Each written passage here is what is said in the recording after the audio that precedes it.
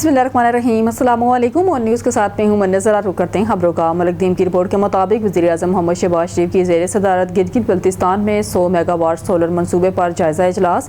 इस मनसूबे को 1 साल में मुकम्मल किया जाए। गिलगित से अंधेरों को दूर करने के लिए यह मनसूबा इंतहाई अहमियत का हामिल है। मनसूबा गिलगित बल्तिस्तान के लोगों को कम लागत और माहौल दोस्त बिजली फराहम करेगा।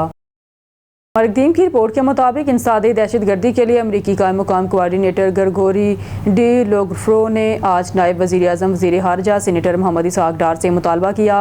DPMFM डार को पाकिस्तान अमरीकी सीटी मुकालमे के दौरान होने वाले मबासों के बारे में ब्रीफिंग दी गई। DPMFM ने दोनों ममालिक के माबैन इंसदादी दहशत गर्दी पर मुस्तकिल और साख्ता दो तरफ़ा मशगूलियत की हौसला अफजाई की, क्योंकि हित्ते और इससे आगे अमन इस्तेहकाम में एक अहम मामन है।